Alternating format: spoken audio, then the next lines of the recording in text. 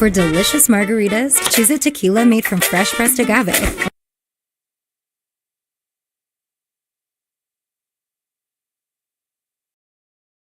15,000 new jobs. We brought out in the position where we have 800,000 new manufacturing jobs, but there's more to be done. There's more to be done. Working class people are still in trouble. I come from Scranton, Pennsylvania. I come of a household where the kitchen table, if the things weren't able to be met during the month, it was a problem. Price of eggs, the price of gas, the price of housing, the price of a whole range of things. That's why I'm working so hard to make sure I deal with those problems. And we're going to make sure that we reduce the price of housing. We're going to make sure we build 2 million new units. We're going to make sure we cap rents so corporate greed can't take over. The combination, what I was left with in corporate greed, is the reason why we're in this problem right now. In addition to that, we're in a situation where if you take a look at all that was done in his administration, he didn't do much at all. By the time he left, things were in chaos, literally chaos. And so we put things back together. We created, I said, those jobs. We make sure we had a situation where we brought down the price of prescription drugs, which is a major issue for many people, to $15 for a insulin shot as opposed to $400. No senior has to pay more than $200 for any drug, all the drugs they can include beginning next year. And the situation is and we're going to make that available to everybody, to all Americans. So we're working to bring down the price around the kitchen table, and that's what we're going to get done. Thank you. President Trump? We have the greatest economy in the history of our country. We have never done so well. Everybody was amazed by it. Other countries were copying us. We got hit with COVID. And when we did, we spent the money necessary so we wouldn't end up in a Great Depression, the likes of which we had in 1929. By the time we finished, so we did a great job. We got a lot of credit for the economy, a lot of credit for the military, and no wars and so many other things. Everything was rocking good. But the thing we never got the credit for, and we should have, is getting us out of that COVID mess. He created mandates that was a disaster for our country. But other than that, we had given them back a country where the stock market actually was higher than pre-COVID, and nobody thought that was even possible. The only jobs he created are for illegal immigrants and bounce-back jobs, a bounce back from the COVID. He has not done a good job. He's done a poor job, and inflation's killing our country. It is absolutely killing us. Thank you. President Biden? Well, look, the greatest economy in the world, he's the only one who thinks that, I think. I don't know anybody else who thinks he had the greatest economy in the world. And, you know, the fact of the matter is that we find ourselves in a situation where his economy, he rewarded the wealthy. He had the largest tax cut in American history, $2 trillion. He raised a deficit larger than any president has in any one term. He's the only president other than Herbert Hoover who's lost more jobs than he had when he began, since Herbert Hoover. The idea that he did something that was significant. And the military, you know, when he was president, they were still killing people in Afghanistan. He didn't do anything about that. When he was president, we were still finding ourselves in a position where you had a notion that we were this safe country. The truth is, I'm the only president this century that doesn't have this decade, that doesn't have any troops dying anywhere in the world like he did. President Trump, I want to follow up if I can. Am I allowed to respond to him? Well, I'm going to ask you a follow-up. You can do whatever you want with the minute that we give you. I want to follow up. You want to impose a 10% tariff on all goods coming into the U.S. How will you ensure that that doesn't drive prices even higher? It's not going to drive them higher. It's just going to cost countries that have been ripping us off for years, like China and many others, in all fairness to China. It's going to just force them to pay us a lot of money, reduce our deficit tremendously, and give us a lot of power for other things. But he made a statement. The only thing he was right about is I gave you the largest tax cut in history. I also gave you the largest regulation cut in history. That's why we had all the jobs. And the jobs went down, and then they bounced back, and he's taking credit for bounce-back jobs. You can't do that. He also said he inherited 9% inflation. No, he inherited almost no inflation, and it stayed that way for 14 months. And then it blew up under his leadership because they spent money like a bunch of people that didn't know what they were doing. And they don't know what they were doing. It was the worst, probably the worst administration in history. There's never been. And as far as Afghanistan is concerned, I was getting out of Afghanistan, but we were getting out with dignity, with strength, with power. He got out. It was the most embarrassing day in the history of our country's life.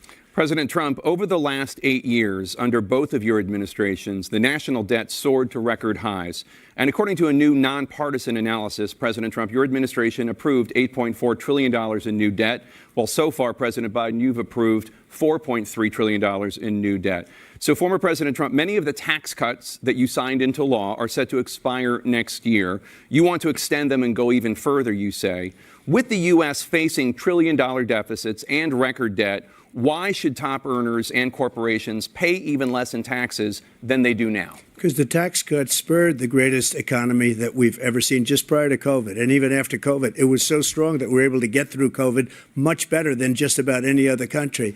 But we spurred, that tax spurred. Now, when we cut the taxes, as an example, the corporate tax was cut down to 21% from 39%, plus beyond that.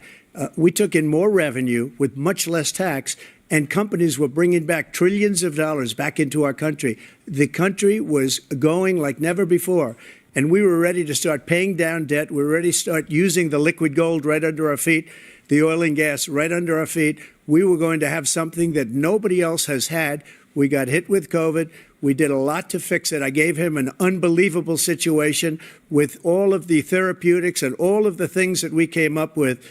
We gave him something great. Remember, more people died under his administration, even though we had largely fixed it. More people died under his administration than our administration, and we were right in the middle of it, something which a lot of people don't like to talk about. But he had far more people dying in his administration. He did the mandate, which is a disaster, mandating it.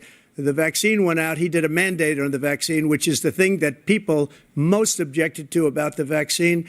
And he did a very poor job, just a very poor job. And I will tell you, not only poor there, but throughout the entire world, we're no longer respected as a country. They don't respect our leadership. They don't respect the United States anymore. We're like a third world nation between weaponization of his election, trying to go after his political opponent, all of the things he's done. We've become like a third world nation, and it's a shame.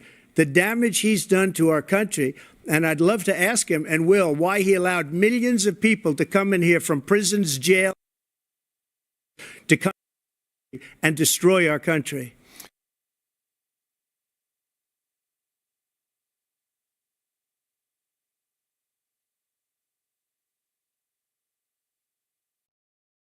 Of any president in a 4-year period, number one. Number two, that $2 trillion tax cut benefited the very wealthy. What I'm going to do is fix the tax system. For example, we have 1,000 trillionaires in America. Billionaires in America. And what's happening? They're in a situation where they, in fact, pay 8.2% in taxes. If they just paid 24%, 25%, either one of those numbers, they'd raise $500 billion, I should say, in a 10-year period. We'd be able to wipe out his debt. We'd be able to help make sure that all those things we need to do, child care, elder care, making sure that we continue to strengthen our health care system, making sure that we're able to make every single solitary person eligible for what I've been able to do with the COVID, with dealing with everything we have to do with, look, if we finally beat Medicare. Thank you, President Biden. President Trump? Well, he's right. He did beat Medicare. He beat it to death, and he's destroying Medicare because all of these people are coming in. They're putting them on Medicare. They're putting them on Social Security. They're going to destroy Social Security. This man is going to single-handedly destroy Social Security. These millions and millions of people coming in, they're trying to put them on Social Security. He will wipe out Social Security. He will wipe out Medicare. So he was right in the way he finished that sentence. And it's a shame. What's happened to our country in the last 4 years is not to be believed. Foreign countries, I'm friends with a lot of people. They cannot believe what happened to the United States of America. We're no longer respected. They don't like us. We give them everything they want, and they think we're stupid. They think we're very stupid people. What we're doing for other countries, and they do nothing for us. What this man has done is absolutely criminal. Thank you, President Trump. Dana? This is the first presidential election since the Supreme Court overturned Roe v. Wade. This morning, the court ruled on yet another abortion case, temporarily allowing emergency abortions to continue in Idaho, despite that state's restrictive ban. former President Trump, you take credit for the decision to overturn Roe v. Wade, which returned the issue of abortion to the states. Correct. However, the federal government still plays a role in whether or not women have access to abortion pills. They're used in about 2/3 of all abortions.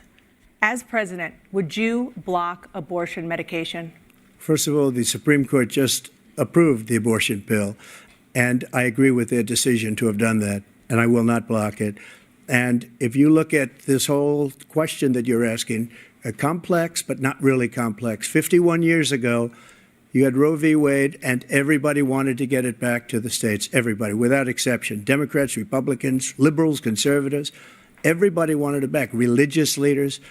And what I did is I put 3 great Supreme Court justices on the court, and they happened to vote in favor of killing Roe v. Wade and moving it back to the states. This is something that everybody wanted. Now, 10 years ago or so, they started talking about how many weeks and how many this, getting into other things. But every legal scholar throughout the world, the most respected, wanted it brought back to the states. I did that. Now the states are working it out. If you look at Ohio, it was a decision that was an end result that was a little bit more liberal than you would have thought. Kansas, I would say the same thing. Texas is different. Florida is different. But they're all making their own decisions right now. And right now, the states control it. That's the vote of the people.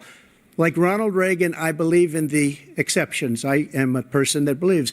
And frankly, I think it's important to believe in the exceptions. Some people, you have to follow your heart. Some people don't believe in that. But I believe in the exceptions for rape, incest, and the life of the mother. I think it's very important. Some people don't. Follow your heart. But you have to get elected also. And because that has to do with other things. You got to get elected. The problem they have is they're radical because they will take the life of a child in the 8th month, the 9th month, and even after birth. After birth, if you look at the former governor of Virginia, he was willing to do this. He said, we'll put the baby aside and we'll determine what we do with the baby, meaning we'll kill the baby.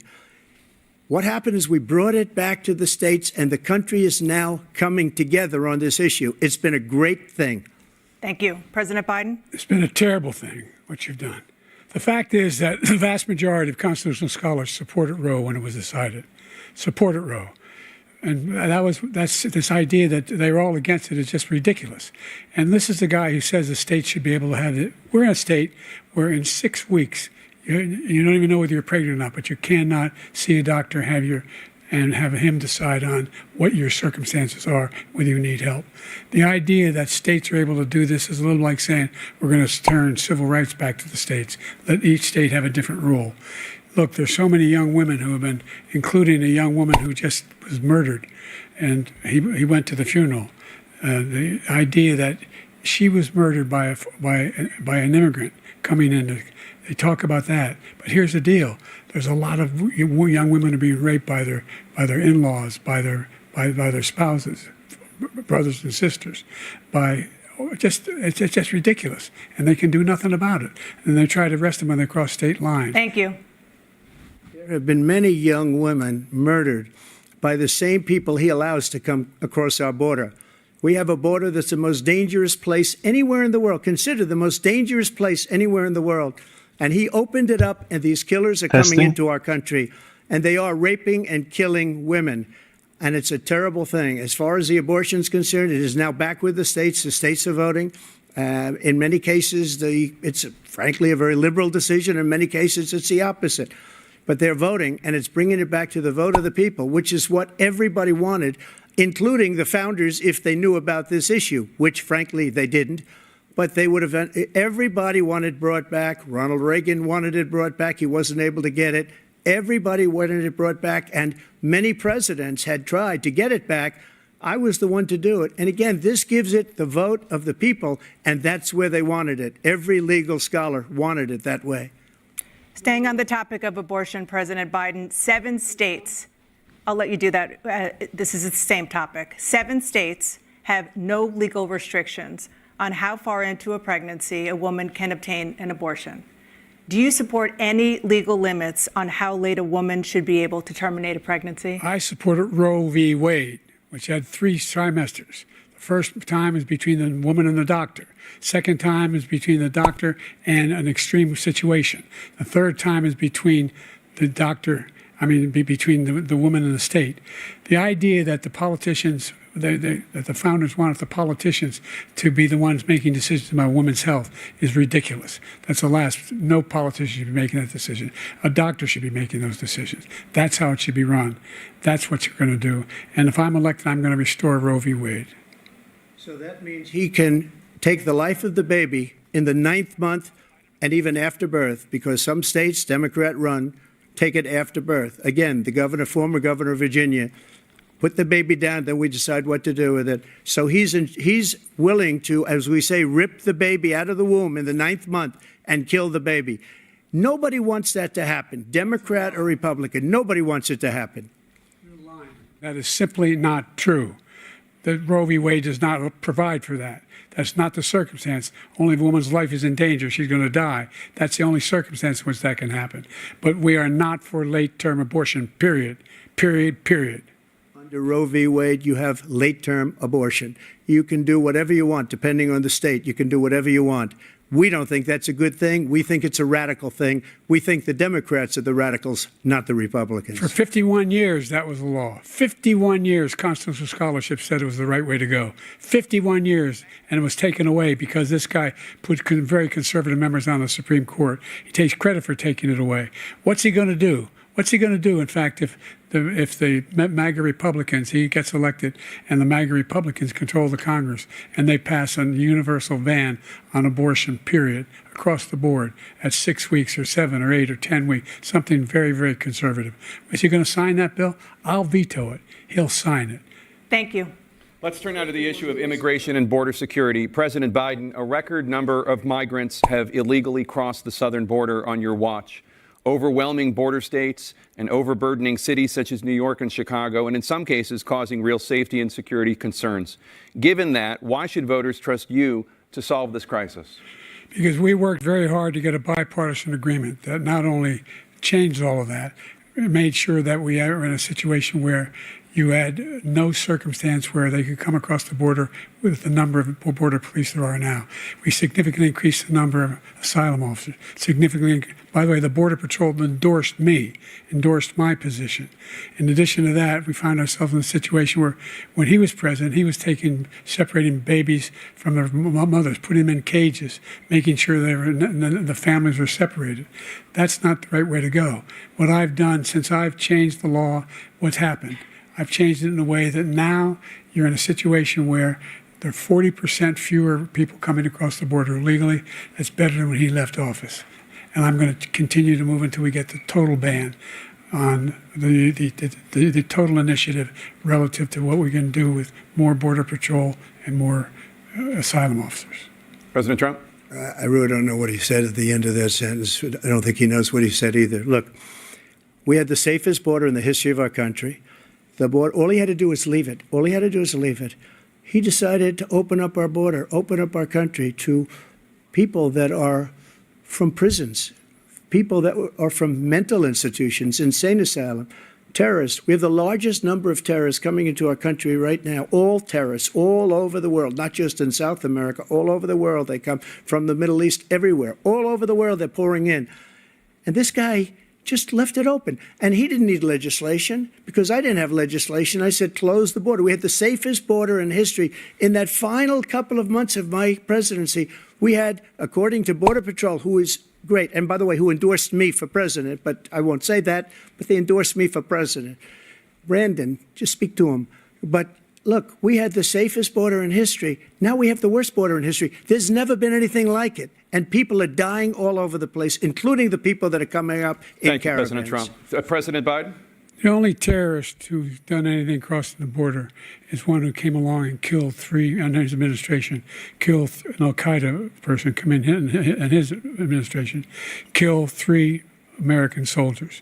That's the only terrorist that's there. I'm not saying that no terrorist ever got through, but the idea they're emptying their prisons, we're welcoming these people, that's simply not true. There's no data to support what he said. Once again, he's exaggerating, he's lying. President Trump, staying on the topic of immigration, you've said that you're going to carry out, quote, the largest domestic deportation operation in American history, unquote. Does that mean that you will deport every undocumented immigrant in America, including those who have jobs, including those whose spouses are citizens, and including those who have lived here for decades? And if so, how will you do it? Just 1 second. He said we killed 3 people. The people we killed are al-Baghdadi and Soleimani, the 2 greatest terrorists, biggest terrorists anywhere in the world. And it had a huge impact on everything, not just border, on everything. He's the one that killed people with the bad water, including hundreds of thousands of people dying and also killing our citizens when they come in. We are living right now in a rat's nest. They're killing our people in New York, in California, in every state in the union, because we don't have borders anymore. Every state is now a border. And because of his ridiculous, insane, and very stupid policies, people are coming in and they're killing our citizens at a level that we've never seen. We call it migrant crime. I call it Biden migrant crime. They're killing our citizens at a level that we've never seen before. And you're reading it like these 3 incredible young girls over the last few days. One of them, I just spoke to the mother, and they just had the funeral for this girl, 12 years old. This is horrible what's taken place. What's taken place in our country, we're literally an uncivilized country now. He doesn't want it to be. He just doesn't know. He opened the borders. Nobody's ever seen anything like. And we have to get a lot of these people out, and we have to get them out fast because they're going to destroy our country. Just take a look at where they're living. They're living in luxury hotels in New York City and other places. Our veterans are on the street. They're dying because he doesn't care about our veterans. He doesn't care. He doesn't like the military at all, and he doesn't care about our veterans. Nobody been worse. I had the highest approval rating for veterans taking care of the VA. He has the worst. He's gotten rid of all the things that I approved, choice that I got through Congress, all of the different things I approved, they abandoned. We had by far the highest, and now it's down in less than half because he's done all these great things that we did. And I think he did it just because I approved it, which is crazy. But he has killed so many people at our border by allowing all of these people to come in. And it's a very sad day in America. President Biden, you have the mic. Every single thing he said is a lie. Every single one. For example, veterans are a hell of a lot better off since I passed the PACT Act. 1 million of them now have insurance, and their families have it. Their families have it because what happened, whether it was Agent Orange or burn pits, they're all being covered now. And his group opposed that. We're also in a situation where we have great respect for veterans. My son spent a year in Iraq, living next to one of those burn pits, came back with stage 4 glioblastoma. I was recently in France for D-Day, and I spoke all about those heroes that died. I went to the World War I cemetery he refused to go to. He was standing with his 4-star general, and he told me, he said, I don't want to go in there because they're a bunch of losers and suckers. My son was not a loser, was not a sucker. You're the sucker. You're the loser. President Trump? First of all, that was a made-up quote, suckers and losers. They made it up. It was in a third-rate magazine that's failing, like many of these magazines. He made that up. He put it in commercials. We've notified him. We had 19 people that said I didn't say it. And think of this. Who would say I'm at a cemetery or I'm talking about our veterans? Because nobody's taken better care. I'm so glad this came up, and he brought it up. There's nobody that's taken better care of our soldiers than I have. To think that I would, in front of generals and others, say suckers and losers. We have 19 people that said it was never said by me. It was made up by him, just like Russia was made up, just like the 51 intelligence agents are made up, just like the new thing with the 16 economists are talking. It's the same thing. 51 intelligence agents said that the laptop was Russia disinformation. It wasn't. That came from his son, Hunter. It wasn't Russia disinformation. He made up the suckers and losers, so he should apologize to me right now. 4-star general standing to your side who was on your staff who said you said it, period. That's number one. And number two, the idea that I have to apologize to you for anything along the line. We've done more for veterans than any president has in American history. And they now are in their family. The only sacred obligation we have as a country is to care for our veterans when they come home and their families and equip them when they go to war. That's what we're doing. That's what the VA is doing now. They're doing more for veterans than ever before in our history. All right. Thank you so much. Let's move to To the topic of foreign policy, I want to begin with Russia's war against Ukraine, which is now in its third year. Former President Trump, Russian President Vladimir Putin says he'll only end this war if Russia keeps the Ukrainian territory it has already claimed and Ukraine abandons its bid to join NATO. Are Putin's terms acceptable to you? First of all, our veterans and our soldiers can't stand this guy.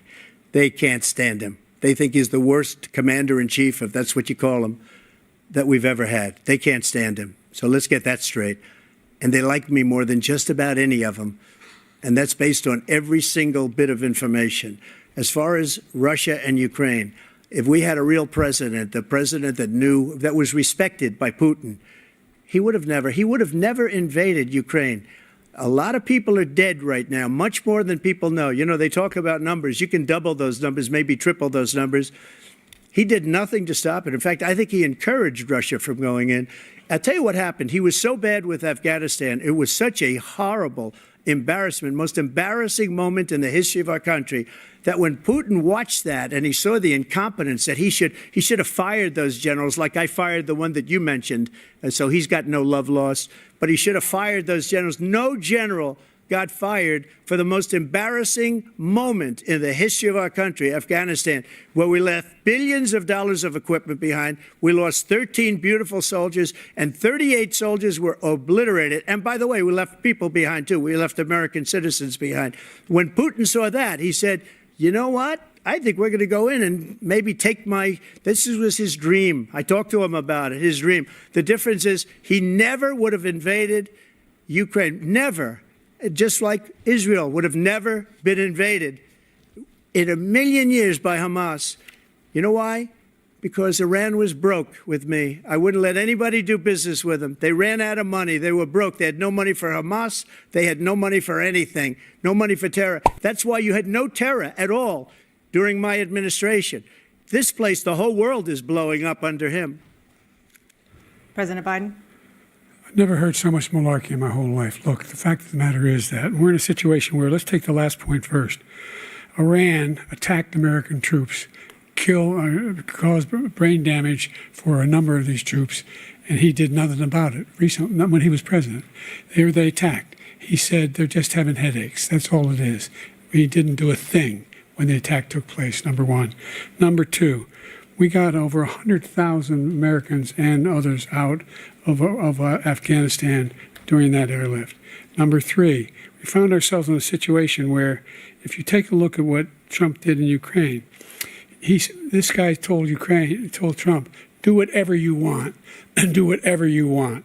And that's exactly what Trump did to Putin, encourage him, do whatever you want. And he went in. And listen to what he said when he went in. He was going to take Kyiv in 5 days, remember? Because it's part of the old Soviet Union. That's what he wanted to reestablish, Kyiv. And he, in fact, didn't do it at all. He wasn't able to get it done. And they've lost thousands and thousands of troops, 500,000 troops. President Trump, I never come back said to you that. for 1 minute, I just want to go back to my original question, which is, are Putin's terms acceptable to you? Keeping the territory in Ukraine? No, they're not acceptable. But look, this is a war that never should have started. If we had a leader in this war, he led everybody along. He's given $200 billion now or more to Ukraine. He's given $200 billion. That's a lot of money. I don't think there's ever been anything like it. Every time that Zelensky comes to this country, he walks away with $60 billion. He's the greatest salesman ever.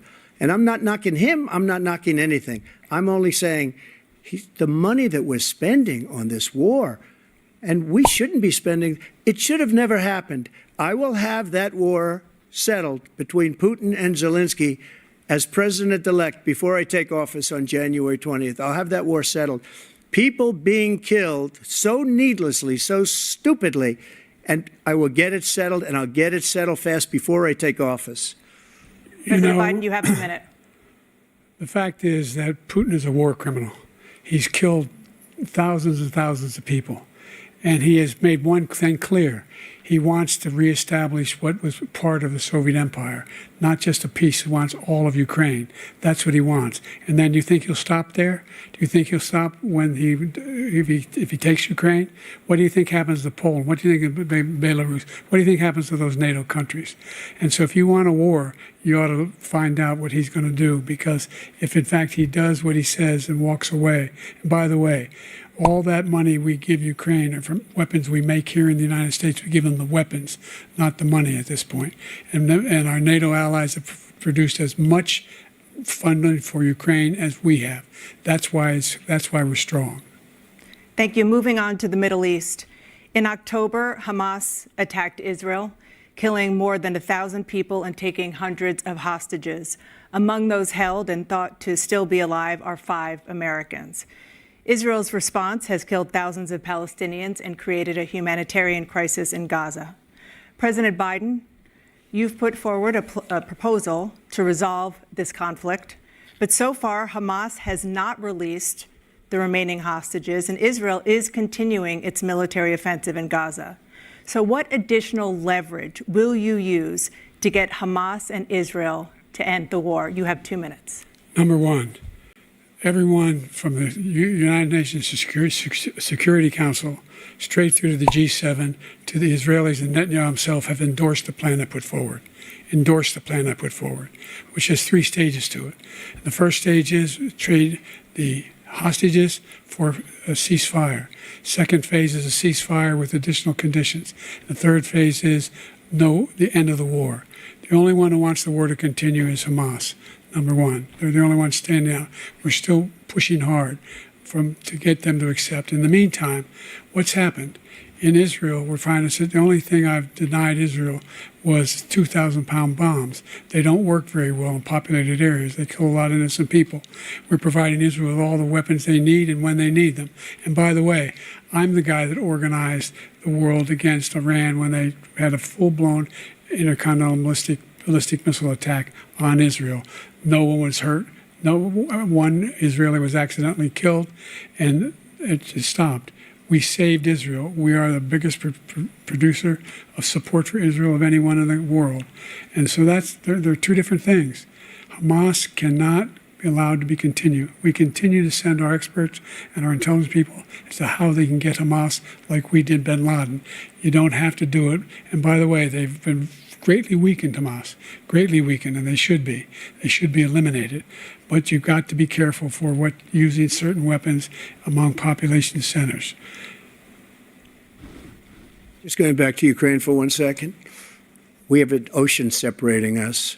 The European nations together have spent $100 billion, or maybe more than that, less than us.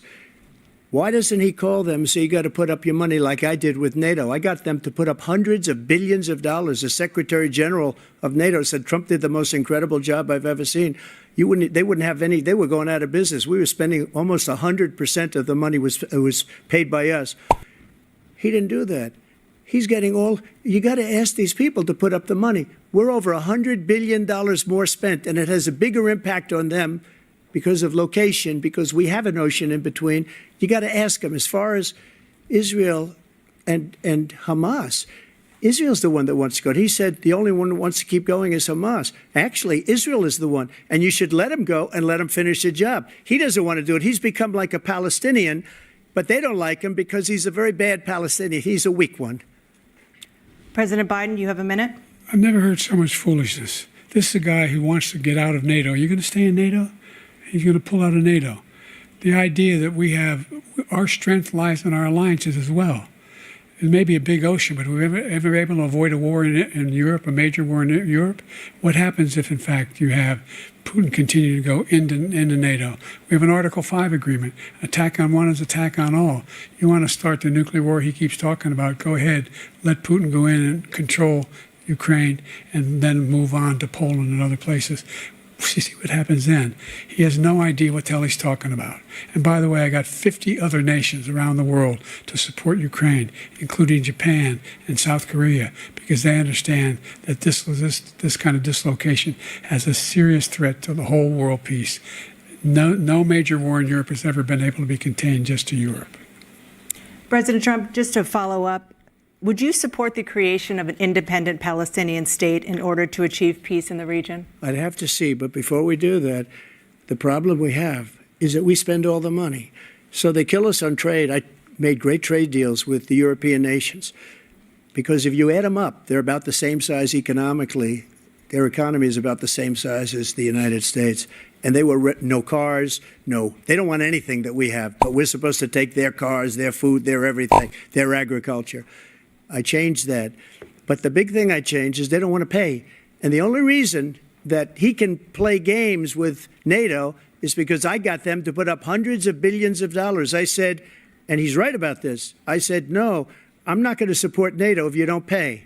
They asked me that question, would you guard us against Russia at a very secret meeting of the 28 states at that time, nations at that time? And they said, no, if you don't pay, I won't do that. And you know what happened? Billions and billions of dollars came flowing in the next day and the next months. But now we're in the same position. We're paying everybody's bills. Let's turn to the issue of democracy. Former President Trump, I want to ask you about January 6, 2021. After you rallied your supporters that day, some of them stormed the Capitol to stop the constitutionally mandated counting of electoral votes. As president, you swore an oath to, quote, preserve, protect, and defend, unquote, the Constitution. What do you say to voters who believe that you violated that oath through your actions and inaction on January 6th and worry that you'll do it again? Well, I don't think too many believe that. And let me tell you about January 6th. On January 6th, we had a great border. Nobody coming through, very few. On January 6th, we were energy independent. On January 6th, we had the lowest taxes ever. We had the lowest regulations ever. On January 6th, we were respected all over the world. All over the world, we were respected. And then he comes in, and we're now laughed at. We're like a bunch of stupid people. What happened to the United States' reputation under this man's leadership is horrible, including weaponization, which I'm sure at some point you'll be talking about, where he goes after his political opponent because he can't beat him fair and square. You have 80 seconds left. My question was, what do you say to those voters who believe that you violated your constitutional oath through your actions and inaction on January 6, 2021, and worry that you'll do it again? Well, I didn't say that to anybody. I said peacefully and patriotically. And Nancy Pelosi, if you just watched the news from 2 days ago, on tape to her daughter, who's a documentary filmmaker, they say, but she's saying, oh, no, it's my responsibility. I was responsible for this because I offered her 10,000 soldiers or National Guard, and she turned them down. And the mayor in writing, by the way, the mayor in writing turned it down, the mayor of D.C. They turned it down. I offered 10,000 because I could see I had virtually nothing to do. They asked me to go make a speech. I could see what was happening. Everybody was saying they're going to be there on January 6th. They're going to be there. And I said, you know what? There's a lot of people coming. You could feel it. You could feel it, too, and you could feel it. And I said, they ought to have some National Guard or whatever. And I offered it to her. And she now admits that she turned it down. And it was the same day she was, I don't know, she can't be very happy with her daughter because it made her into a liar. She said, I take full responsibility for January 6th. President Biden? Look, he encouraged those folks to go up on Capitol Hill, number one. I sat in the dining room off the Oval Office. He sat there for 3 hours watching, begging, being begged by his vice president and a number of his colleagues on the Republican side as well to do something, to call for a stop, to end it. Instead, they talked about these people being patriots and great patrons of America.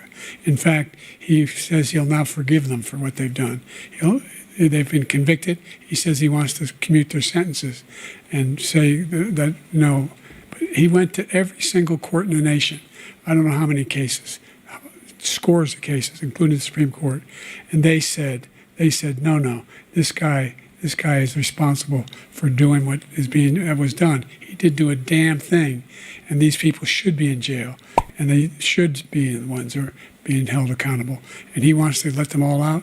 And now he says if he loses again, such a whiner that he is, that it could be a bloodbath. Thank you, President Biden. President Trump? What they've done to some people that are so innocent, you ought to be ashamed of yourself. What you have done, how you've destroyed the lives of so many people. When they ripped down Portland, when they ripped down many other cities, you go to Minnesota, Minneapolis, what they've done there, with the fires all over the city. If I didn't bring in the National Guard, that city would have been destroyed. When you look at all of they took over big chunks of Seattle. I was all set to bring in the National Guard. They heard that. They saw them coming, and they left immediately. What he said about this whole subject is so off. Peacefully patriotic. One other thing. The Unselect Committee, which is basically two horrible Republicans that are all gone now, out of office, and Democrats, all Democrats, they destroyed and deleted all of the information they found because they found out we were right. We were right. And they deleted and destroyed all of the information. They should go to jail for that. If a Republican did that, they'd go to jail. Thank you, President Trump. President Biden, I want to give you a minute. The only person on this stage is a convicted felon is the man I'm looking at right now. And the fact of the matter is, what he's telling you is simply not true. The fact is that there was no effort on his part to stop what was going on up in Capitol Hill. And all those people, every one of those who were convicted, deserves to be convicted. The idea that they didn't kill somebody, just went in and broke down doors, broke the windows, occupied offices, turned over desks, turned them over statues. The idea that those people are patriots? Come on. When I asked him the first two debates we had, first time around, I said, will you denounce the Proud Boys? He said, no, I'll tell them to stand by. The idea he's refusing, will you denounce these guys? Will you denounce the people we're talking about now? Will you denounce the people who attacked that Capitol? What are you going to do? I'm going to give you a minute, President Trump, for a follow-up question I have. After a jury convicted you of 34 felonies last month, you said if reelected, you would, quote, have every right to go after, unquote, your political opponents. You just talked about members of the Select Committee on January 6th going to jail. Your main political opponent is standing on stage with you tonight. Can you clarify exactly what it means about you feeling you have every right to go after your political opponents? Well, I said my retribution is going to be success. We're going to make this country successful again, because right now it's a failing nation. My retribution is going to be success. But when he talks about a convicted felon, his son is a convicted felon at a very high level. His son is convicted, going to be convicted probably numerous other times. Should have been convicted before, but his Justice Department let the statute of limitations lapse on the most important things. But he could be a convicted felon as soon as he gets out of office. Joe could be a convicted felon with all of the things that he's done. He's done horrible things. All of the death caused at the border, telling the Ukrainian people that we're going to want $1 billion or you change the prosecutor. Otherwise, you're not getting $1 billion. If I ever said that, that's quid pro quo. That we're not going to do anything. We're not going to give you $1 billion unless you change your prosecutor, having to do with the son. This man is a criminal. This man, you're lucky. You're lucky. I did nothing wrong. We'd have a system that was rigged and disgusting. I did nothing wrong. Thank you, President Trump. President Biden, you have said, I'm coming right to you, sir. You want to respond? Go ahead. I'll give you a minute to respond. The idea that I did anything wrong relative to what you're talking about is outrageous. It's simply a lie, number one. Number two, the idea that you have a right to seek retribution against any American just because you're president is wrong. It's simply wrong. No president's ever spoken like that before. No president in our history has spoken like that before. Number three, the crimes that you are still charged with, and think of all the civil penalties you have. How many billions of dollars do you owe in civil penalties for molesting a woman in public, for doing a whole range of things, of having sex with a porn star on the night while your wife was pregnant? I mean, what are you talking about? You have the morals of an alley cat. Give you a minute, sir. I didn't have sex with a porn star, number one. Number two, that was a case that was started and moved. They moved a high-ranking official, a DOJ, into the Manhattan DA's office to start that case. That case is going to be appealed and won. We had a very terrible judge, a horrible judge, Democrat. The prosecutor were all high-ranking Democrats, appointed people, and both the civil and the criminal. He basically went after his political opponent because he thought it was going to damage me. But when the public found out about these cases, because they understand it better than he does, he has no idea what these cases are. But when they found out about these cases, you know what they did? My poll numbers went up, way up. You know that because you're reporting it. And we took in more money in the last 2 weeks than we've ever taken in the history of any campaign. I don't think any campaign has ever taken. Hundreds of millions of dollars came pouring in because the public knows it's a scam, and it's a guy that's after his political opponent because he can't win fair and square. Thank you, President Trump. President Biden, you have said, quote, Donald Trump and his MAGA Republicans are determined to destroy American democracy. Do you believe that the tens of millions of Americans who are likely to vote for President Trump will be voting against American democracy? The more they know about what he's done, yes. The more they know about what he's done. And there's a lot more coming. He's got a lot of cases down the road coming around. He's got a whole range of issues he has to face. I don't know what the juries will do, but I do know he has a real problem. And so the fact that, could you ever think you heard any president say that I'm going to seek retribution? Do you ever hear any president say that I thought Hitler had some good ideas? What got me involved to run in the first place after my son had died, I decided in Iraq, because of Iraq, I said I wasn't going to run again until I saw what happened in Charlottesville, Virginia. People coming out of the woods carrying swastikas on torches, and singing the same anti-Semitic bile they sang when back in Germany. And the young woman got killed. I spoke to the mother, and they asked him, they said, what do you think of those people? The ones who got killed, the one who tried to stop it, and the ones, he said, I think they're fine people on both sides. What American president would ever say Nazis coming out of fields carrying torches, singing the same anti-Semitic bile, carrying swastikas were fine people? And this is the guy who says Hitler's done some good things. I'd like to know what they are. The good things Hitler's done, that's what he said. This guy has no sense of American democracy. President Trump. Jake, both of you know that story has been totally wiped out, because when you see the sentence, it said 100% exoneration on this. So he just keeps it going. He says he ran because of Charlottesville. He didn't run because of Charlottesville. He ran because it was his last chance. He's not equipped to be president. You know it, and I know it. It's ridiculous. We have a debate. We're trying to justify his presidency. His presidency is, without question, the worst president, the worst presidency in the history of our country. We shouldn't be having a debate about it. There's nothing to debate. He made up the Charlottesville story, and you'll see it's debunked all over the place. Every reasonable anchor has debunked it. And just the other day it came out where it was fully debunked. It's a nonsense story. He knows that, and he didn't run because of Charlottesville. He used that as an excuse to run. President Biden. And debunked. It happened. All you have to do is listen to what was said at the time. And the idea that somehow that's the only reason I ran because I was worried a guy like this guy could get elected. If he thought they were good people coming out of that forest, carrying those woods, carrying those torches, then he didn't deserve to be president. Didn't deserve to be president at all. And the idea that he's talking about all this being fabricated, we saw with our own eyes. We saw what happened on January 6th. We saw the people breaking through the windows. We saw people occupying his own vice president. Look, there's a reason why 40 of his 44 top cabinet officers refused to endorse him this time. His vice president hasn't endorsed him this time. So why? Why? It's not having access to 1 million industrial-grade products that's so amazing. It's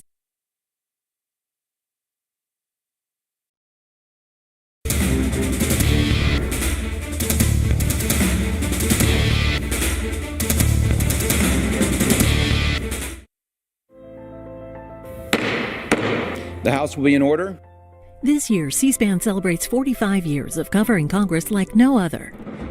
Since 1979, we've been your primary source for Capitol Hill, providing balanced, unfiltered coverage of government, taking you to where the policy's debated and decided, all with the support of America's cable companies.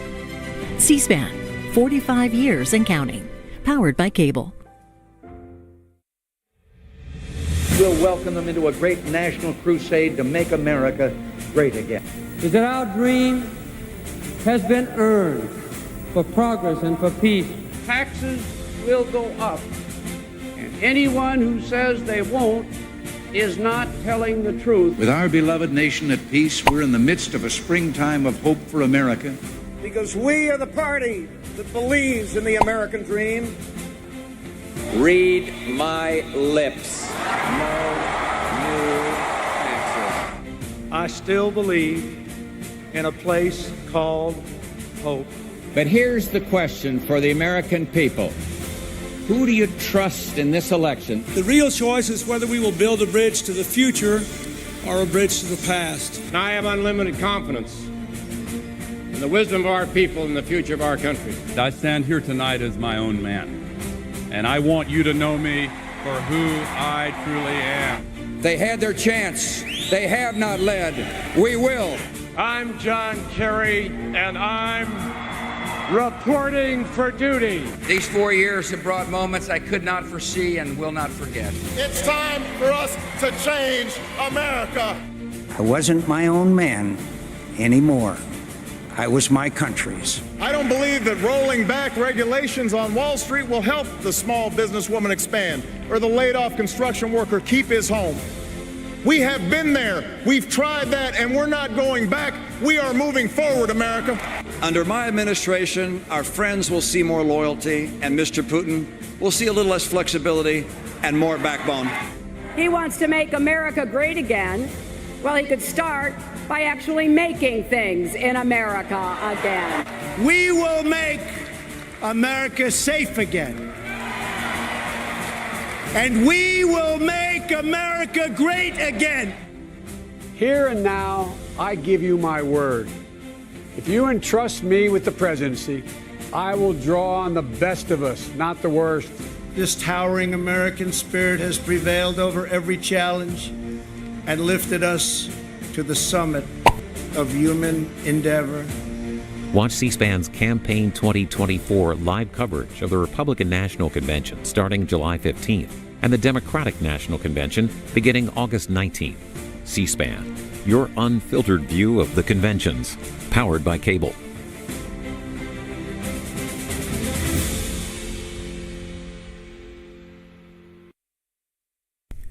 And in just a moment, our simulcast of the CNN presidential debate between President Biden and former President Trump will resume. This is happening live from CNN studios in Atlanta.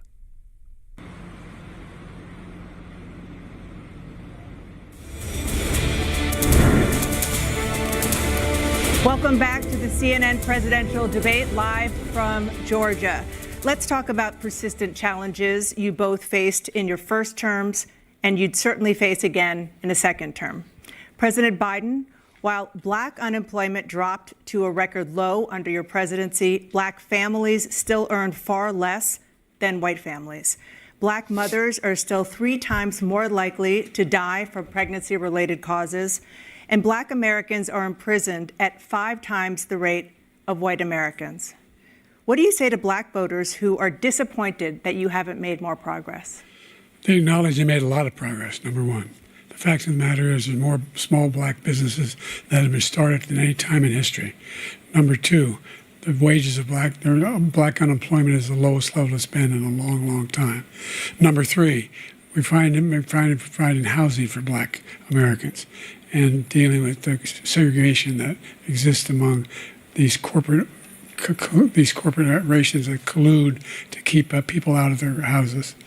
And in addition to that, we find that the impact on the choice that black families have to make relative to child care is incredibly difficult.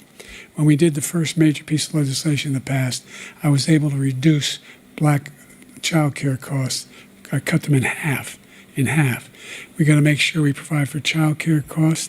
We got to make sure, because when you provide those child care protections, you increase economic growth because more people can be in the job market. So there's more to be done, considerably more to be done. But we've done a great deal so far, and I'm not letting up, and they know it. You have 49 seconds left. What do you say to black voters who are disappointed with the progress so far? I say I don't blame them for being disappointed. Inflation is still hurting them badly.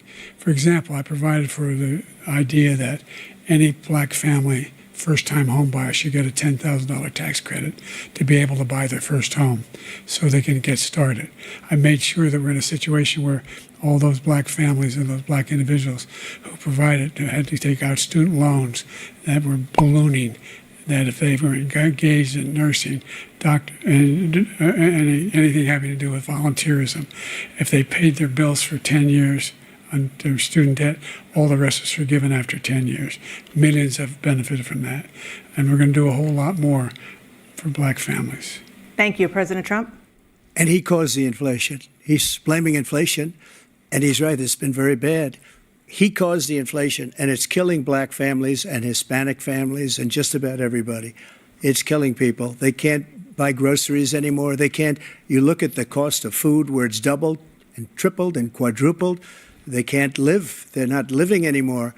He caused this inflation. I gave him a country with essentially no inflation. It was perfect. It was so good. All he had to do is leave it alone. He destroyed it with his Green New scam and all this money that's being thrown out the window. He caused inflation. As sure as you're sitting there, the fact is that his big kill on the black people is the millions of people that he's allowed to come in through the border. They're taking black jobs now, and it could be 18, it could be 19, and even 20 million people. They're taking black jobs, and they're taking Hispanic jobs, and you haven't seen it yet, but you're going to see something that's going to be the worst in our history. Thank you. President Biden?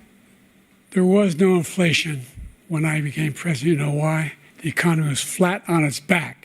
15% unemployment. He decimated the economy, absolutely decimated the economy. That's why there was no inflation at the time. There were no jobs. We provided thousands of millions of jobs for individuals who are in all communities, including minority communities. We made sure that they have health insurance. We have covered, the ACA has increased. I made sure that they're $8,000 per person in a family to get written off for health care. But this guy wants to eliminate that. They tried 50 times. He wants to get rid of the ACA again, and they're going to try again if they win. You find ourselves in a position where the idea that we're not doing anything, we put more police on the street than any administration has. He wants to cut the cops. We're providing for equity and making sure people have a shot to make it. There's a lot going on, but in inflation, he caused it by his tremendous malfeasance in the way he handled the pandemic. Thank you. Another persistent challenge is the climate crisis. 2023 was the hottest year in recorded history, and communities across the country are confronting the devastating effects of extreme heat, intensifying wildfires, stronger hurricanes, and rising sea levels. Former President Trump, you've vowed to end your opponent's climate initiatives, but will you take any action as president to slow the climate crisis? Well, let me just go back to what he said about the police, how close the police are to him. Almost every police group in the nation from every state is supporting Donald J. Trump. Almost every police group. And what he's done to the black population is horrible, including the fact that for 10 years he called them super predators. We can't, in the 1990s, we can't forget that. Super predators was his name, and he called it to them for 10, and they've taken great offense at it, and now they see it happening. But when they see what I did for criminal justice reform and for the historically black colleges and universities, where I funded them and got them all funded, and the opportunity zones with Tim, as you know, Tim Scott was incredible. He did a great job, great senator from South Carolina. He came to me with the idea, and it was a great idea. It's one of the most successful economic development acts ever in the country, opportunity zones. And the biggest beneficiary are blacks. And that's why we have the best numbers with them in maybe ever. They're saying ever. I read this morning where ever, the best numbers. He's lost much of the black population because he's done a horrible job for black people. He's also done a horrible job for Hispanics. But wait till you see these millions of people pouring into our country, and they're going to take the jobs, and it's already started, and you haven't seen anything yet. It's a disaster. You've 38 seconds left. President Trump, will you take any action as president to slow the climate crisis? So I want absolutely immaculate clean water, and I want absolutely clean air, and we had it. We had H2O. We had the best numbers ever, and we were using all forms of energy, all forms, everything. And yet, during my 4 years, I had the best environmental numbers ever. And my top environmental people gave me that statistic just before I walked on the stage, actually. I don't know where the hell he's been. The idea that anything he said is true. I've passed the most extensive climate change legislation in history. We find ourselves, and by the way, black colleges. I came up with $15 billion for HBCUs, historic black universities and colleges, because they don't have the kind of contributors that they have to build these laboratories and the like. Any black student is capable in college of doing what any white student can do. They just don't have the money, but now they'll be able to get those jobs in high tech. We're in a situation where the idea that he is claiming to have done something that had the cleanest water, he hadn't done a damn thing for the environment. He pulled out of the Paris Peace Accord, Climate Accord. I immediately joined it because if we reach 1.5 degrees Celsius at any one point, there's no way back. The only existential threat to humanity is climate change, and he didn't do a damn thing about it. He wants to undo all that I've done. The Paris Accord was going to cost us $1 trillion, and China nothing, and Russia nothing, and India nothing. It was a ripoff of the United States. And I ended it because I didn't want to waste that money because they treat us horribly. We were the only ones. It was costing us money. Nobody else was paying into it. And it was a disaster. But everything that he said just now, I'll give you an example. I heard him say before insulin.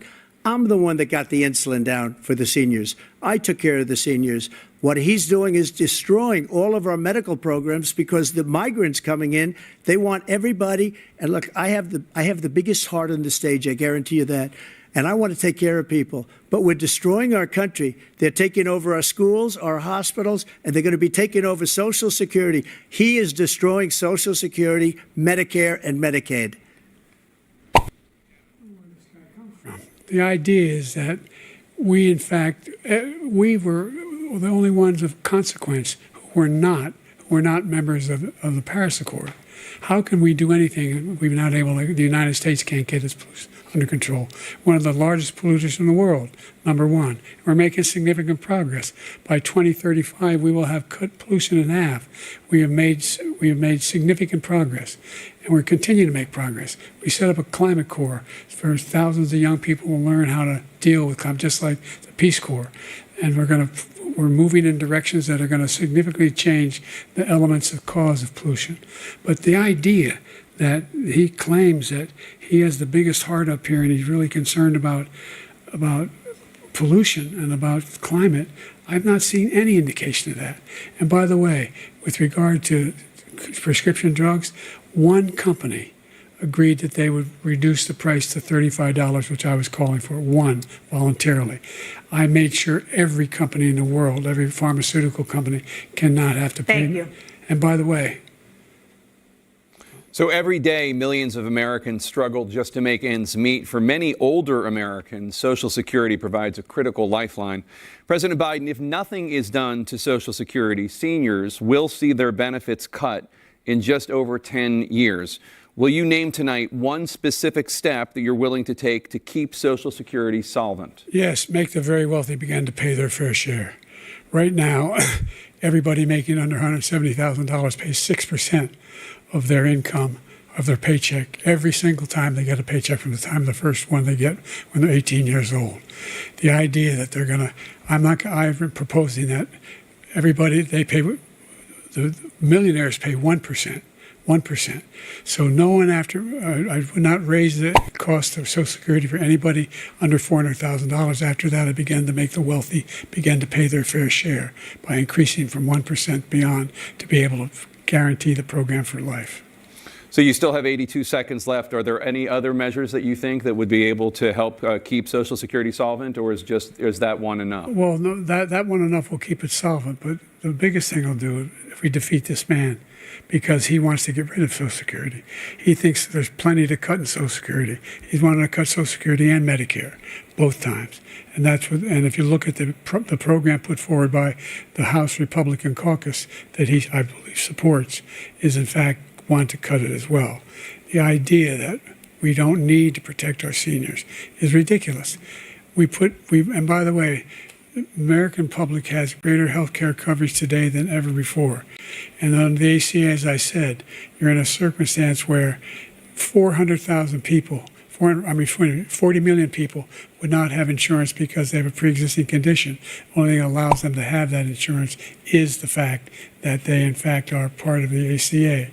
And by the way, the other thing is, we're in a situation where I talk about education for black communities. I've raised the amount of money for Pell Grants by another $8,000. So anybody making under $70,000 a year is going to be able to get $15,000 toward their tuition.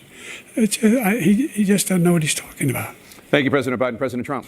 So I've dealt with politicians all my life. I've been on this side of the equation for the last 8 years. I've never seen anybody lie like this guy. He lies. I've never seen it. He could look you in the face about so many other things, too.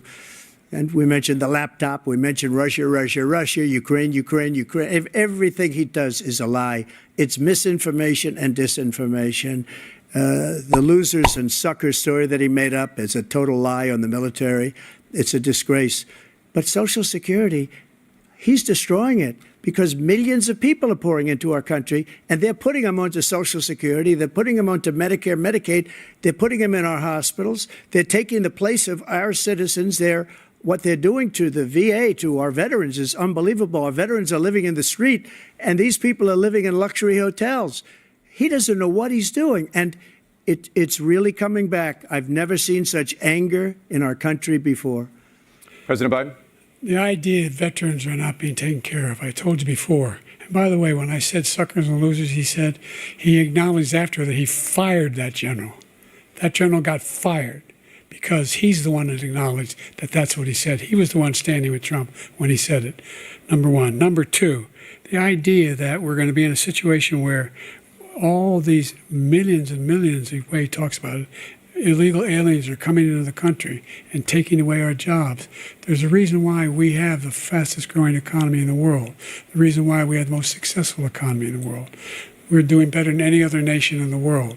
And by the way, those 15 Nobel laureates he talked about being phony, those 15 Nobel laureates, economists, they all said that if Trump is reelected, we're likely to have a recession and inflation is going to increasingly go up. And by the way, worst president in history, 159 presidential scholars voted him the worst president in the history of the United States of America. President Biden, thank you so much. Let's turn to the cost of child care, which many American families struggle to afford. President Trump, both you and President Biden have tried to address this issue, but the average cost of child care in this country has risen to more than $11,000 a year per child. For many families, the cost of child care for 2 children is more than their rent. In your second term, what would you do to make child care more affordable? Just to go back, the general got fired because he was no good. And if he said that, that's why he made it up. But we have 19 people that said I didn't say it, and they're very highly respected, much more so than him. The other thing is, he doesn't fire people. He never fired people. I've never seen him fire anybody. I did fire a lot. I fired Comey because he was no good. I fired a lot of the top people at the FBI, drained the swamp. They were no good. Not easy to fire people. You'd pay a price for it, but they were no good. I inherited these people. I didn't put them there. I didn't put Comey there. He was no good. I fired him. This guy hasn't fired anybody. He never fires. He should have fired every military man that was involved with the Afghanistan horror show, the most embarrassing moment in the history of our country. He didn't fire. Did you fire anybody? Did you fire anybody that's on the border that's allowed us to have the worst border in the history of the world? Did anybody get fired for allowing 18 million people, many from prisons, many from mental institutions? Did you fire anybody that allowed our country to be destroyed? Joe, our country is being destroyed as you and I sit up here and waste a lot of time on this debate. This shouldn't be a debate. He is the worst president. He just said about me because I said it.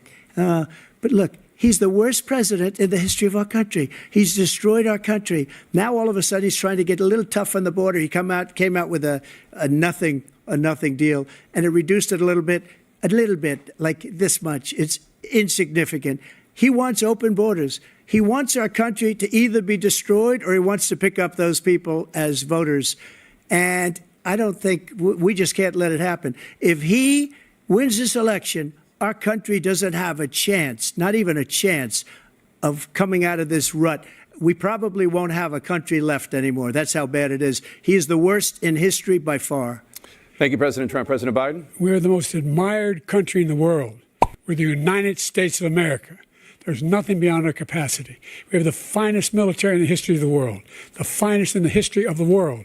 No one thinks we're weak. No one wants to screw around with us. Nobody, number one. Number two, the idea that we're talking about worst presidents. I wasn't joking.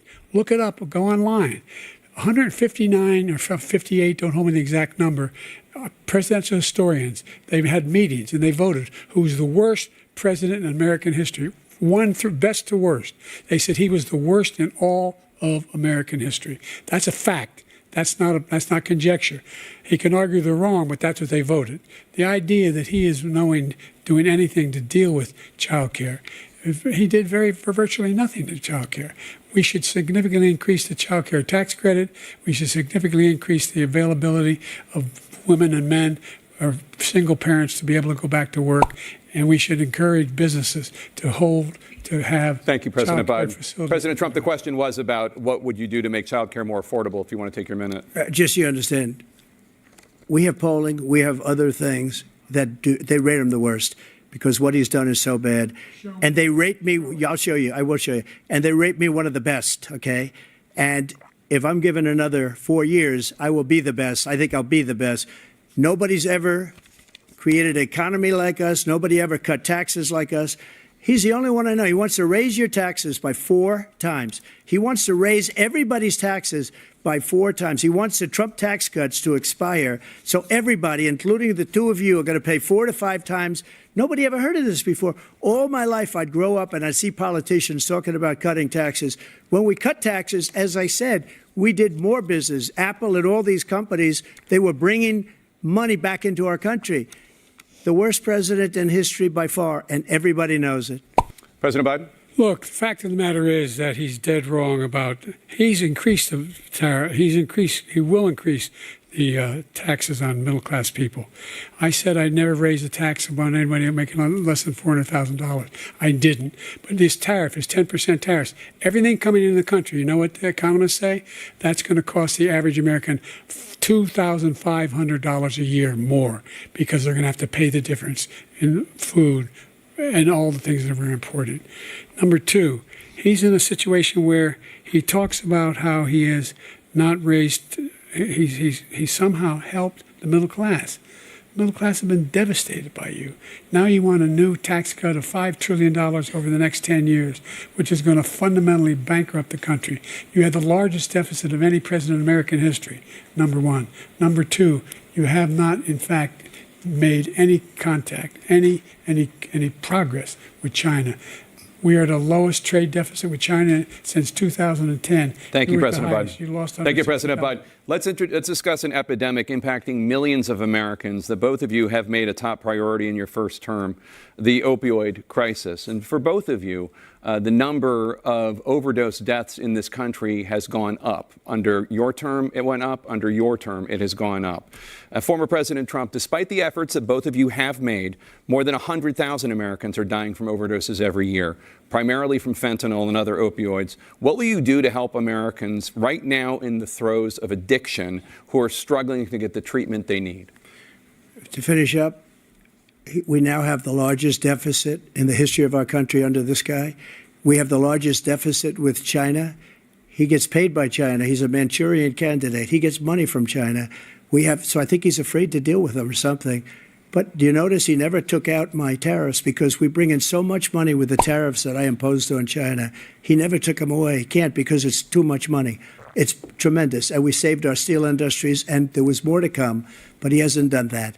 But he hasn't cut the tariffs because he can't, because it's too much money. But he's got the largest deficit in the history of our country, and he's got the worst situation with China. China's going to own us if you keep allowing them to do what they're doing to us as a country. They are killing us as a country, Joe, and you can't let that happen. You're destroying our country.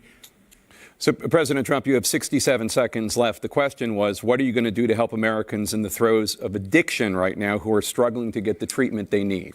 Jake, we were doing very well at addiction until the COVID came along. We had the 2.5, almost 3 years of like nobody's ever had before, any country, in every way.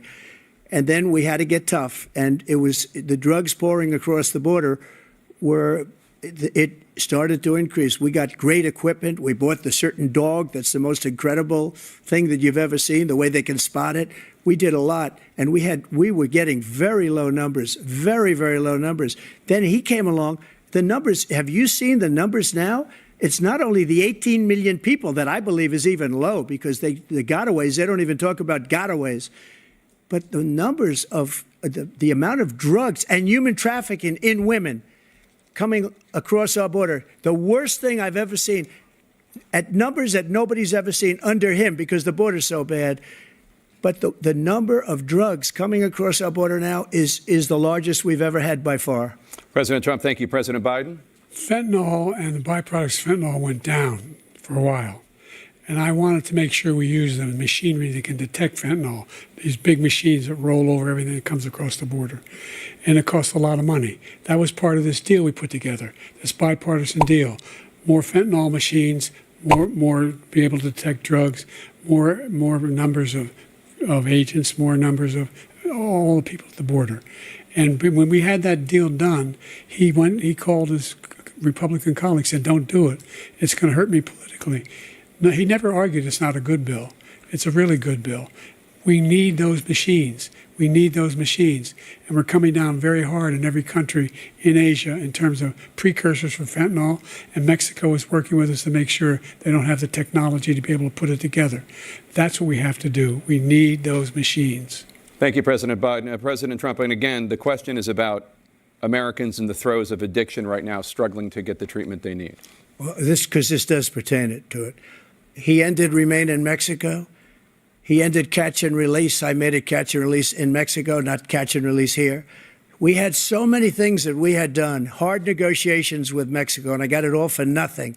It's just like when you have a hostage. We always pay $6 billion for a hostage. Every time we say there's a hostage. Now we have a hostage, a Wall Street Journal reporter, I think a good guy, and he's over there because Putin is laughing at this guy, probably asking for billions of dollars for the reporter. I will have him out very quickly as soon as I take office. Before I take office, I said by literally as soon as I win the election, I will have that reporter out. He should have had him out a long time ago, but Putin's probably asking for billions and billions of dollars because this guy pays it every time. We had 2 cases where we paid $6 billion for 5 people. I got 58 people out, and I paid essentially nothing. Thank you, President Trump. Dana? Let's turn to concerns that voters have about each of you.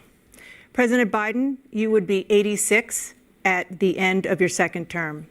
How do you address concerns about your capability to handle the toughest job in the world well into your 80s?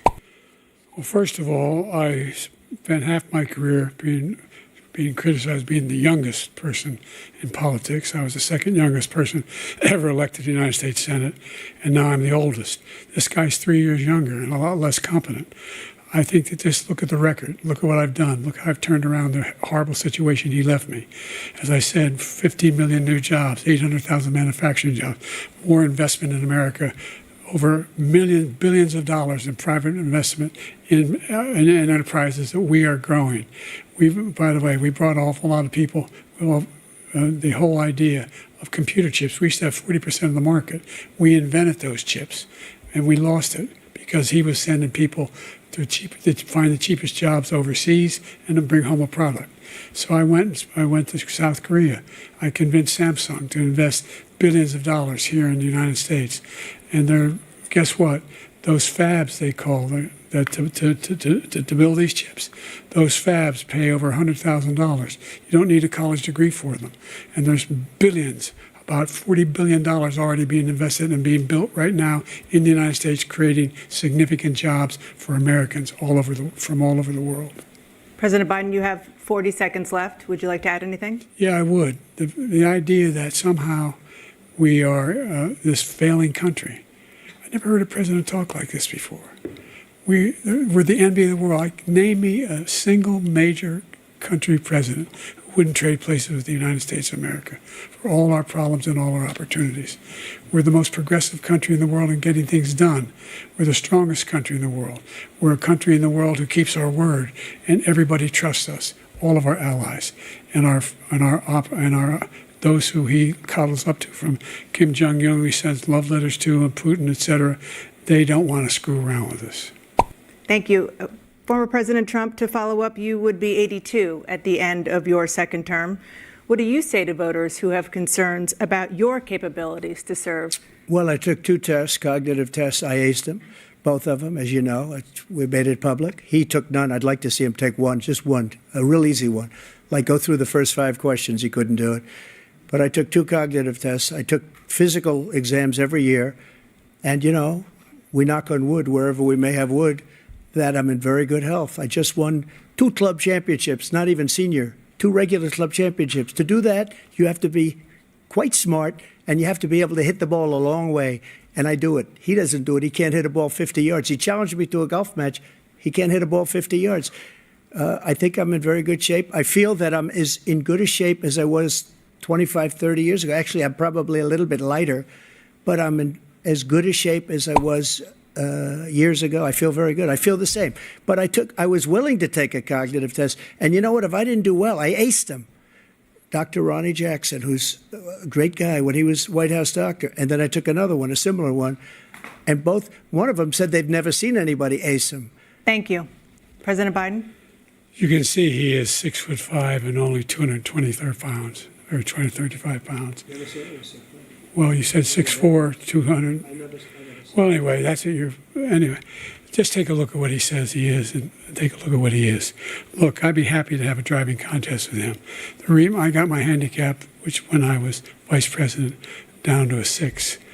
But by the way, I told you before, I'm happy to play golf if you carry your own bag. Think you can do it? That's the biggest lie. He's a 6 handicap of all. I was an 8 handicap. Yeah. 8. Never. But I have, you know how many? I've seen you swing. I know you swing.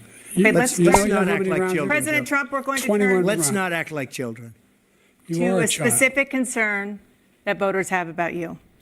Will you pledge tonight that once all legal challenges have been exhausted, that you will accept the results of this election, regardless of who wins, and you will say right now that political violence in any form is unacceptable? Well, I shouldn't have to say that, but of course I believe that. It's totally unacceptable. And if you would see my statements that I made on Twitter at the time, and also my statement that I made in the Rose Garden, you would say it's one of the strongest statements you've ever seen. In addition to the speech I made in front of, I believe, the largest crowd I've ever spoken to. And I will tell you, nobody ever talks about that. They talk about a relatively small number of people that went to the Capitol and in many cases were ushered in by the police. And as Nancy Pelosi said, it was her responsibility, not mine. She said that loud and clear. But the answer is, if the election is fair, free, and I want that more than anybody. And I'll tell you something.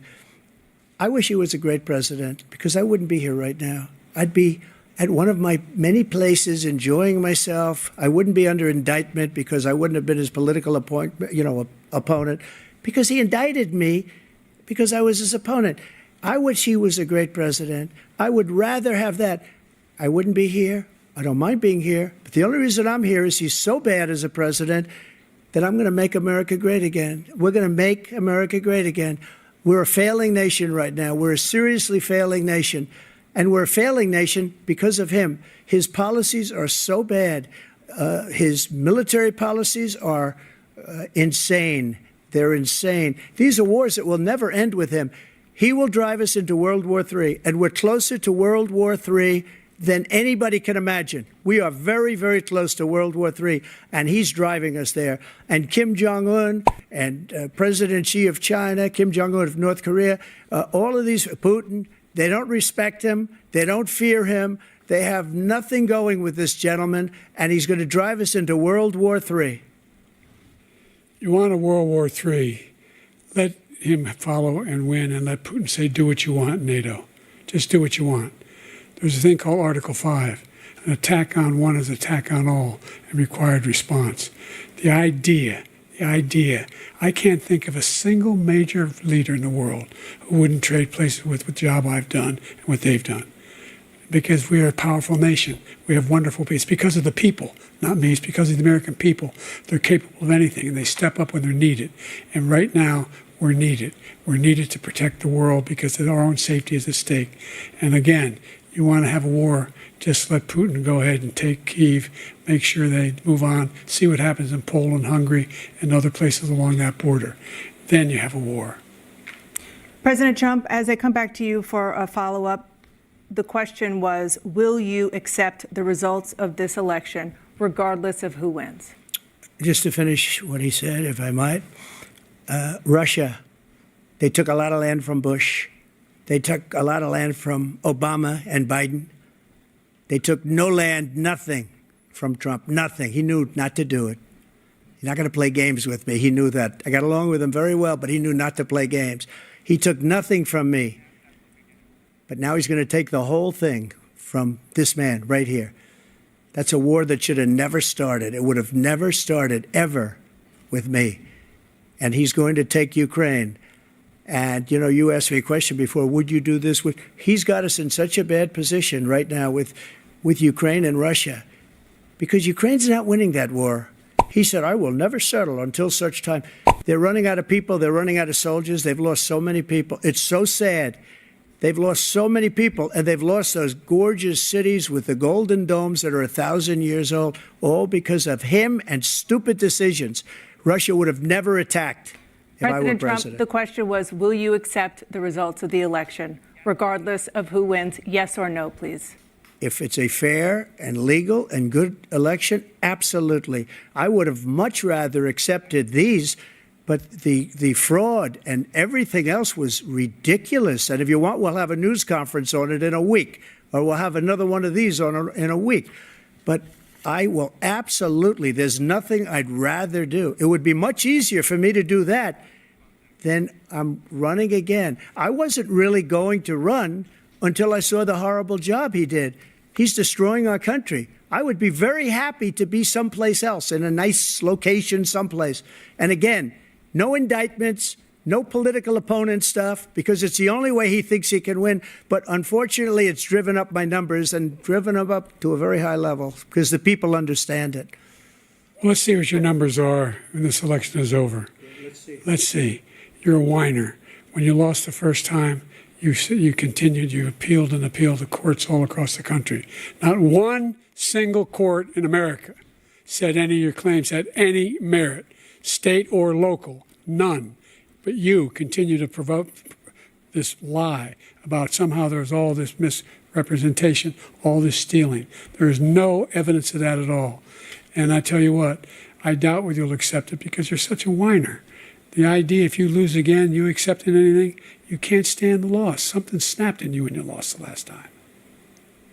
We'll be right back with more from the CNN president. Fresh tasting margs are best.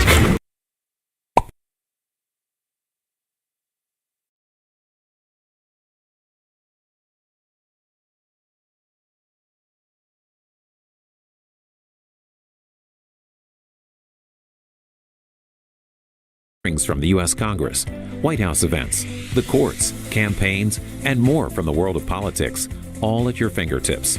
You can also stay current with the latest episodes of Washington Journal and find scheduling information for C-SPAN's TV networks and C-SPAN Radio, plus a variety of compelling podcasts.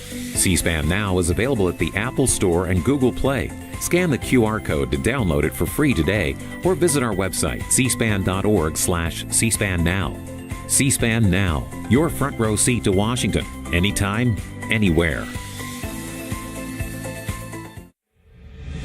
We'll welcome them into a great national crusade to make America great again. Is that our dream has been earned for progress and for peace. Taxes will go up, and anyone who says they won't is not telling the truth. With our beloved nation at peace, we're in the midst of a springtime of hope for America. Because we are the party that believes in the American dream. Read my lips. No new taxes. I still believe in a place called hope. Here's the question for the American people. Who do you trust in this election? The real choice is whether we will build a bridge to the future or a bridge to the past. And I have unlimited confidence in the wisdom of our people and the future of our country. I stand here tonight as my own man. They had their chance. They have not led. We will. I'm John Kerry, and I'm reporting for duty. These 4 years have brought moments I could not foresee and will not forget. It's time for us to change America. I wasn't my own man anymore. I was my country's. We have been there. We've tried that, and we're not going back. We are moving forward, America. Under my administration, our friends will see more loyalty, and Mr. Putin will see a little less flexibility and more backbone. He wants to make America great again. Well, he could start by actually making things in America again. We will make America safe again. And we will make America great again. If you entrust me with the presidency, I will draw on the best of us, not the worst. This towering American spirit has prevailed over every challenge. Watch C-SPAN's Campaign 2024 live coverage of the Republican National Convention starting July 15th and the Democratic National Convention beginning August 19th. C-SPAN, your unfiltered view of the conventions, powered by cable.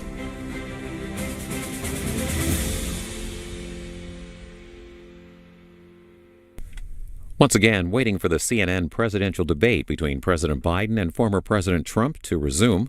A reminder that we will get your reaction to what you've seen and heard tonight as soon as the debate is over. Our live simulcast continues from Atlanta in just a moment.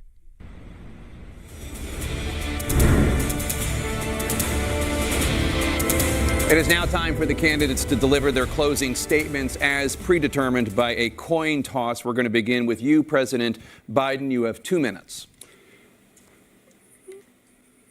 We've made significant progress from the debacle that was left by President Trump in his last term.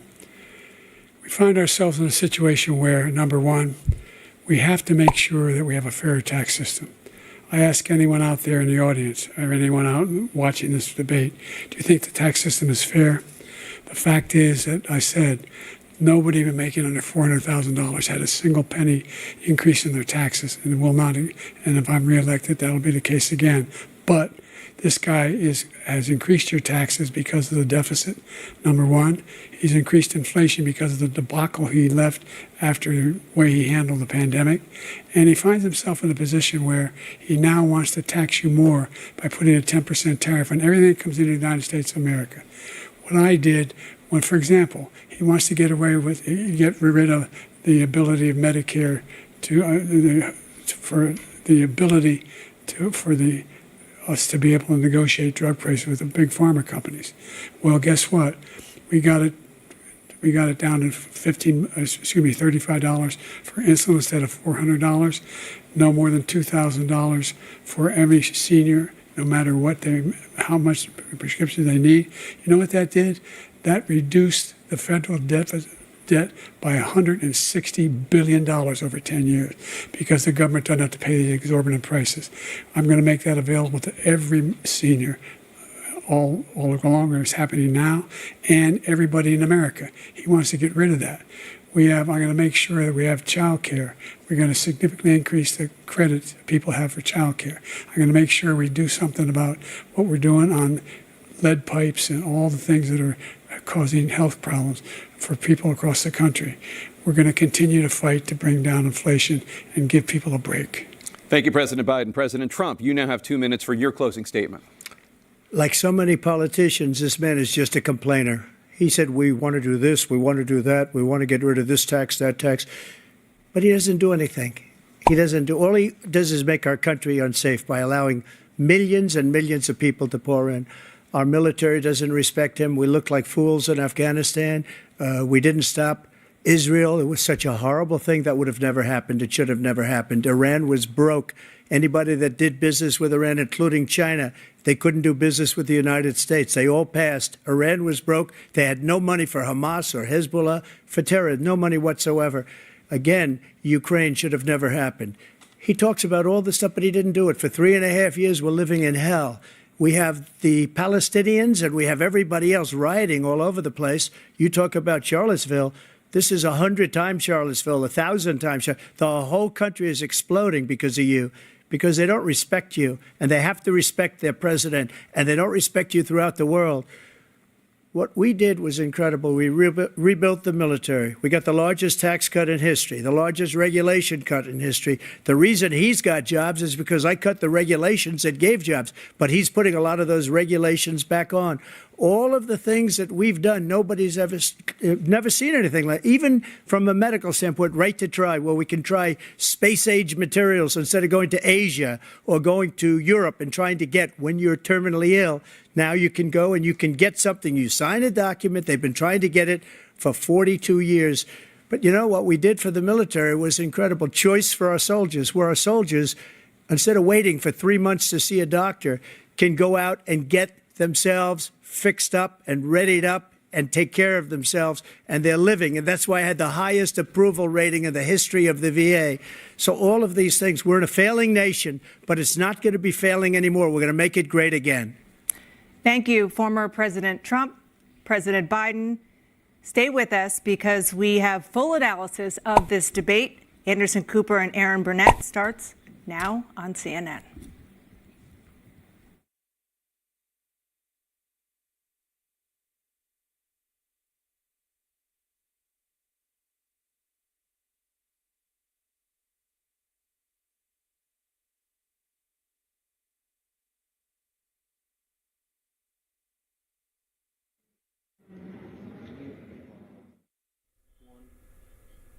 And that's a wrap. The first presidential debate of the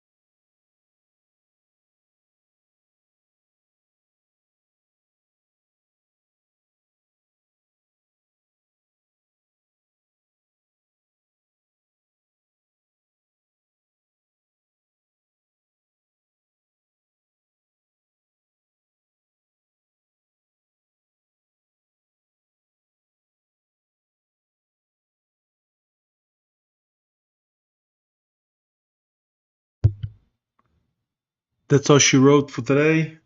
I will probably be doing a live stream on Tuesday morning while I trade.